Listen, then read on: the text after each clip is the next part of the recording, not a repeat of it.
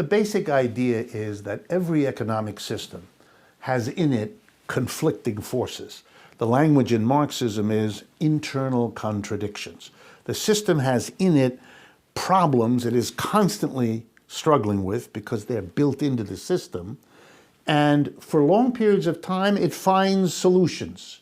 But in the end, historical materialism says, the internal contradictions become unmanageable, and then there's a kind of explosion, the system dies, and a new one is born. So we had slavery, for example, in various parts of the world.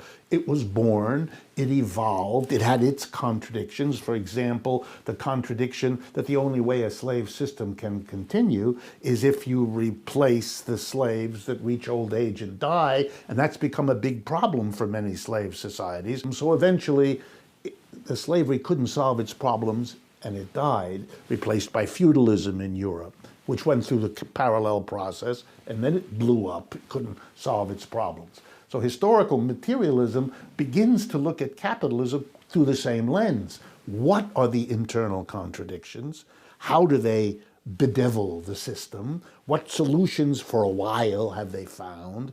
But when and where might we get to a level of internal contradiction that makes the system tremble, makes it vulnerable, and at that point, if revolutionaries can see and understand what's going on, they can intervene to move to the next system, to get beyond this. Just like rebels overthrew slavery, rebels overthrew feudalism, the expectation of Marx was that capitalism would generate the contradictions, then the tensions, then the failed solutions that would then bring into being the rebels with the ideas of criticism, Marx himself being one of those, who would eventually move to the next system. To illustrate it as concretely as I can, let me give you an example of the kind of contradiction Marx found in capitalism that has been crucial for everybody else. And I pick it because it's so relevant right now in the United States and around the world. Every capitalist, I think most of the folks watching know this just from their personal life. Every capitalist is always trying to either make more money or survive competitively by saving on his labor costs. One capitalist does it by substituting machines for working people, automating, getting a computer to do what he used to have 50 people do, etc., etc.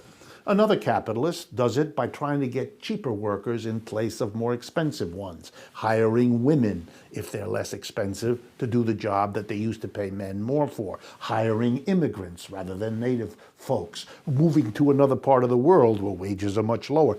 We all know that. So capitalists are always trying to save on labor costs because they can make a better profit if they do that.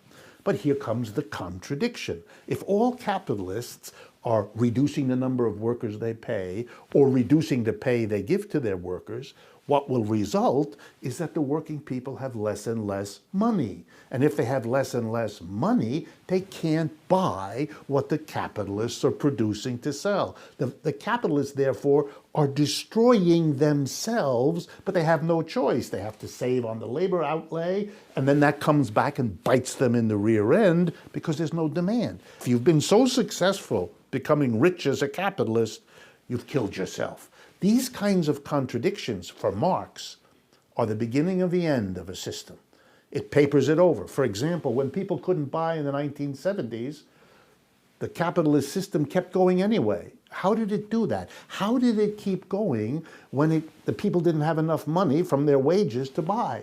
The solution was credit. We loaded the world up.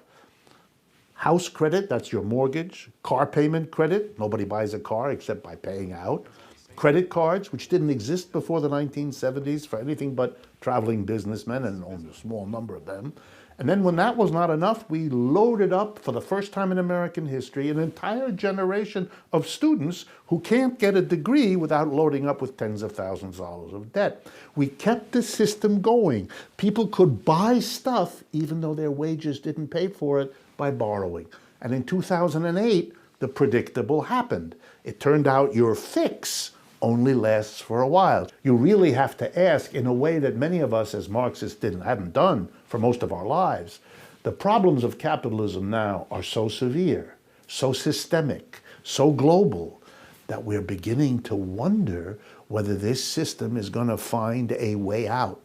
The Marxists are not the only ones wondering whether this system is coming to an end. The people on the other side of the political fence are very worried too. Yeah, you have billionaires writing op-eds. The Absolutely. pitchforks are coming for the plutocrats because Exactly. they know what's coming. Let's talk about the bubbles. You're talking about the housing bubble, and I think that this is a really interesting indication.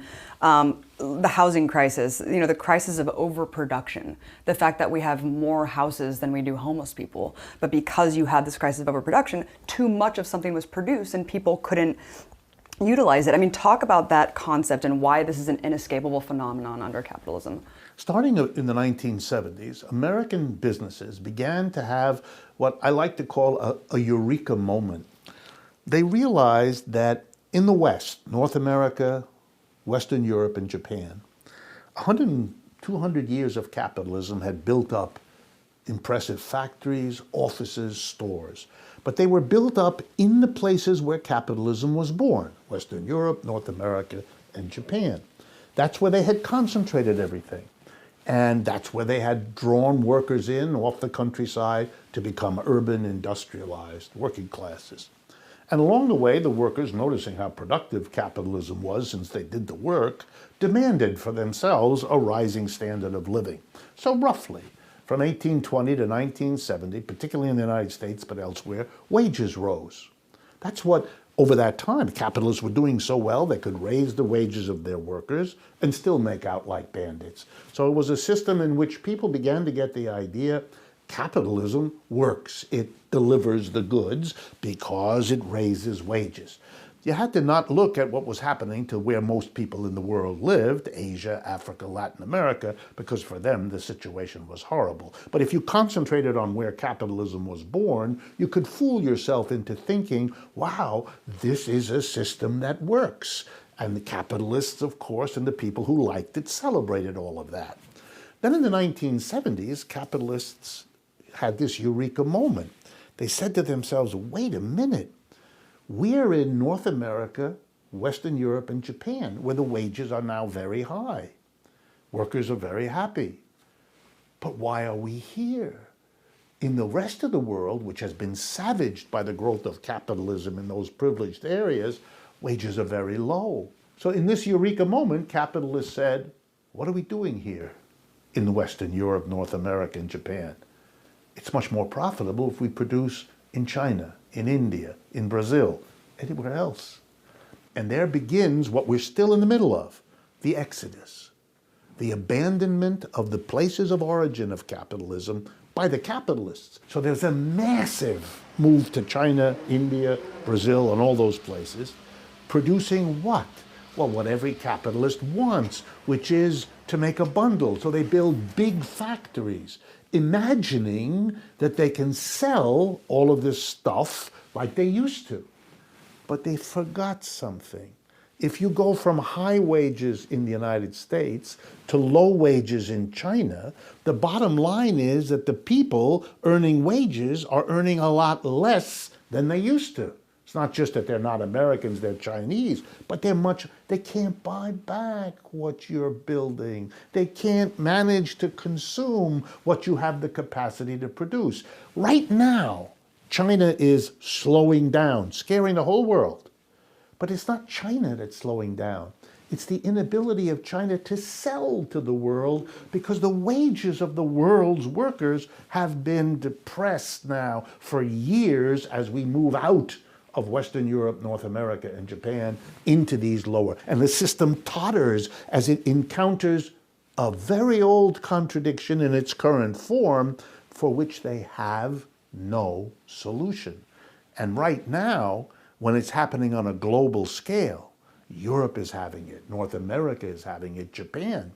These are the centers of capitalism. They're in the most trouble right now, and they don't see a way out, and I don't either, which makes it possible, for the first time in my life, to begin to see a capitalism that is in fundamental shaking difficulty.